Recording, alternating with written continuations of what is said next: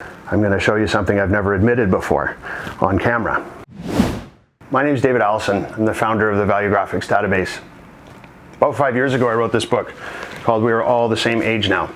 At the time, we were very loud in the public realm about how age was just really not a great way to define anyone, and neither are any other demographics.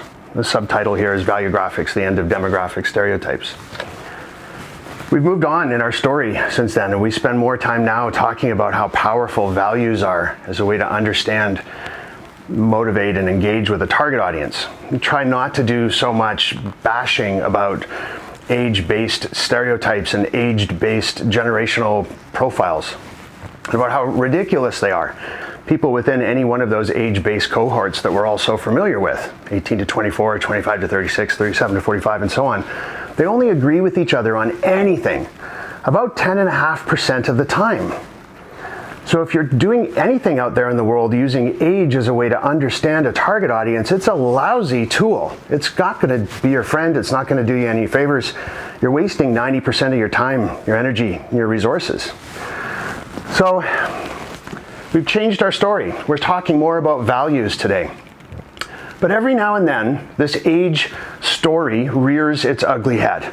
I see a headline in a newspaper. I see people on LinkedIn who are still using age-based stereotypes and age-based profiles to understand the world around them, and believe that somehow a group of people between 2 birth years who happen to have been on this planet for the same number of revolutions around the sun are magically, mystically similar to each other, and that age is a worthwhile way for us to understand the folks around us. So I just wanted to drive home the point today. I'm going to show you something shocking.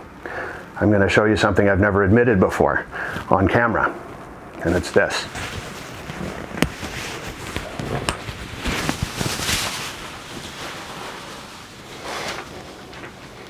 This is the year I was born, 1965.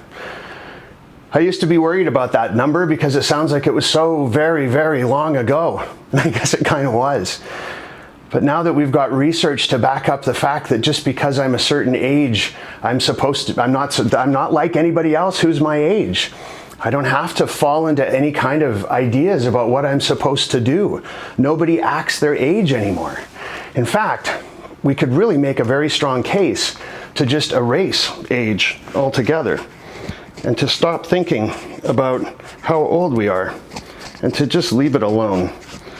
There's so many other parts of who I am, so many other things that are more important to me than how old I am. And it's the same for all of the rest of you as well. We don't need to think about our age. We don't need to behave in a certain way just because we're a certain age. It's limiting us. It's discriminatory. It's divisive. I wish I had a thicker marker, but I think I've made my point.